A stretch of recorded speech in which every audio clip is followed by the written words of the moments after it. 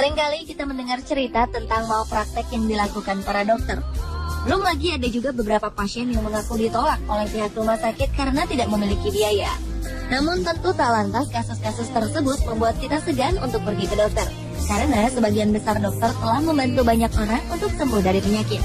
Seperti beberapa orang dokter berikut ini, misalnya.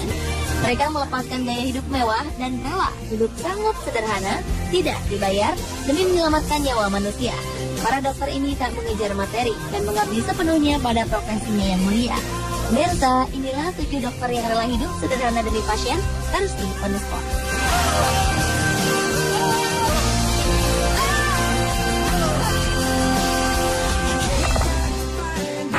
Is it true what people say? That is darkest before dawn. Diawali oleh kisah perjuangan Dr. Jill Seaman asal Idaho, Amerika Serikat.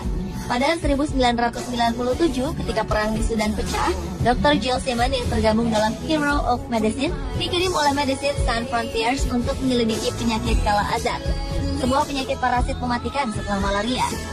Daerah ini memiliki sarana yang sangat buruk, tak ada sarana transportasi dan juga fasilitas kesehatan. Otomatis Dr. Jill harus melakukan kegiatannya dengan berjalan kaki kemana-mana. Selama 7 tahun, ia dibantu oleh beberapa rekan bekerja tanpa lelah menyelamatkan 19.000 pasien. Bahkan ketika tim dokter telah ditarik oleh pihak Medicine Sans Frontiers, Dr. Jill berkeras untuk tetap tinggal di Sudan untuk membantu warga mendapatkan perawatan medis meski tanpa memperoleh bayaran 1 peser pun. Dr. Jill Seaman juga rela tinggal di rumah dengan dinding tanah, tanpa air, listrik, ataupun saluran telepon.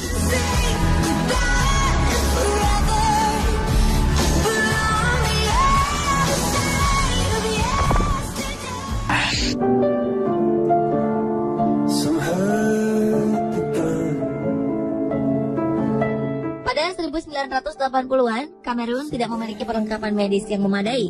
Rumah sakit di sana bahkan tidak memiliki ahli bedah syaraf dan dokter spesialis untuk membantu menyembuhkan penyakit pasien. Tak jarang pasien meninggal saat menunggu diperiksa. Jumlah dokter dan pasien di Kamerun memang tak seimbang. Akhirnya dengan bantuan relawan, seorang dokter bernama George Well memulai penyelamatan di sana.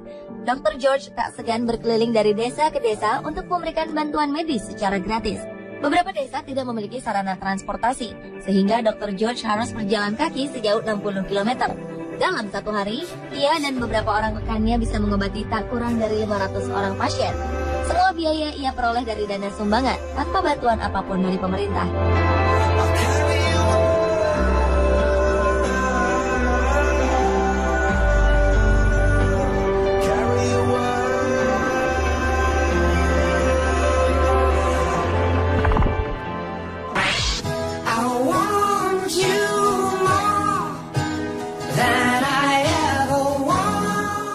Lebih dari 14 tahun, Dr. Denis Mukwege merawat pasien di Kongo dengan sumber daya yang seadanya. Di tengah peperangan dengan segala kesulitannya, Dr. Denis tetap tak kenal lelah bekerja untuk menyelamatkan nyawa pasien-pasiennya. Bahkan rumah sakit tempatnya bekerja pernah dihancurkan. Beruntung saat itu mereka sempat melarikan diri. Selama peperangan terjadi di Kongo, para wanita lah yang banyak menjadi korban. Oleh karenanya, sang dokter telah membantu sekitar 30.000 wanita yang mengalami kekerasan seksual selama peperangan di Kongo. Hal ini ia lakukan tanpa memperoleh bayaran. Pada Oktober 2012 silam, Dr. Denis dan keluarganya sempat melarikan diri ke Eropa karena sebuah serangan yang nyaris merenggut nyawanya. Namun tak sampai 1 tahun berada di Eropa, Dr. Denis berniat kembali lagi ke Kongo. Atas dedikasinya untuk memperjuangkan kedamaian dan keadilan pada wanita-wanita Kongo, Dr. Denis Mukwege menerima penghargaan Human Rights First Award di New York pada Oktober 2013 lalu. What can I do if I can't be there with you, baby blue? Can you be my nightingale? Dr. Tom Catena adalah seorang dokter asal New York, Amerika Serikat yang tinggal dan bekerja di pegunungan Nuba, Sudan sejak 2008. Ketika sebuah peperangan pecah di tahun 2011, Dr. Tom memutuskan untuk tetap tinggal di sana meski situasinya sangat berbahaya.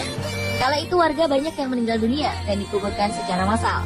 Karena ia adalah satu-satunya ahli bedah yang ada di sana, dokter berusia 49 tahun ini merasa perlu untuk tetap tinggal dan menyembuhkan orang-orang yang membutuhkan bantuannya.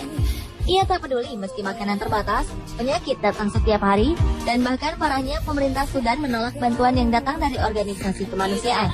Sebagai satu-satunya dokter ahli, Tom Katena bisa melakukan operasi terhadap ratusan pasien setiap harinya.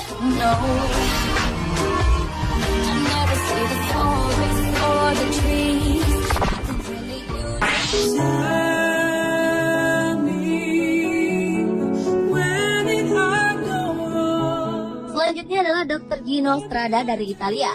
Dr. Gino merupakan seorang dokter bedah jantung dan paru-paru yang mengabdikan hidupnya untuk tinggal di beberapa tempat dengan kondisi terburuk seperti Afghanistan, Irak, Kamboja, serta Sudan. Ia adalah tokoh yang mengusulkan semua pertolongan medis seperti operasi jantung tingkat pertama secara gratis pada pasien. Selama 19 tahun ia telah merawat lebih dari 5 juta orang dan secara pribadi melakukan 30.000 operasi. Dr. Gino Strada bahkan membangun rumah sakit Salam Center di tengah gurun dan bernegosiasi dengan Taliban. Di usianya yang ke-65, Dr. Gino memilih untuk membantu dan melayani orang-orang yang tinggal di daerah konflik. Menurutnya, semua orang, kaya atau miskin, memiliki hak yang sama untuk mendapatkan pengobatan dan perawatan medis.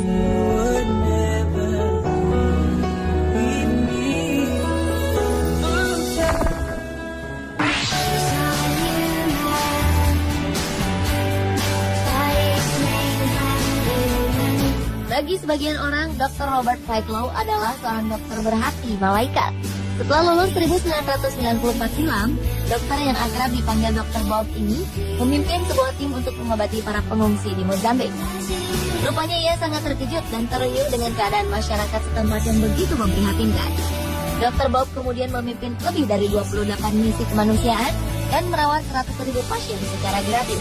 Ia lalu membuka sebuah klinik di daerah miskin di Westville, Albany, New York. Demi aksinya itu, sang dokter sampai menjual rumah dan benda-benda berharga miliknya. Padahal di daerah ini, sebagian besar dokter enggan untuk datang. Ia membuka klinik tersebut untuk para pasien yang tidak mampu. Ia berdoa bersama mereka, memberikan bantuan obat, dan tidak memungut sepeser pun bayaran atas apa yang dilakukannya. Dr. Bob hanya mengandalkan gaji pribadi dan sumbangan dari sukarelawan untuk terus membantu para pasien dengan memberikan pengobatan gratis.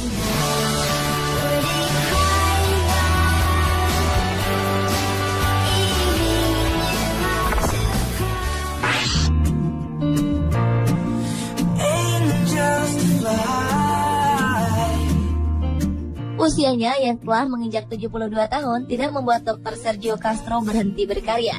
Ia justru mengisi waktu pensiunnya untuk memberikan perawatan kesehatan di negara bagian Meksiko yang disebut Chiapas. Dr. Sergio kerap kali berkeliling kota untuk sekedar mencari orang-orang yang membutuhkan pertolongannya.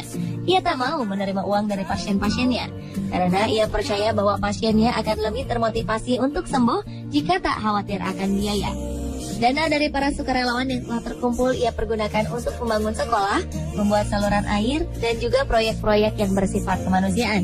Dr. Sergio juga pernah membangun sebuah toko kecil untuk pasien yang lumpuh. Bagi Dr. Sergio, hidup dengan memberi adalah sebuah kekayaan yang tak ada habisnya.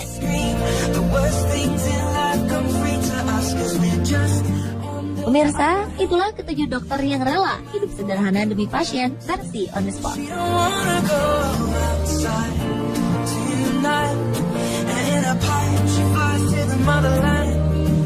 Self-love to another man.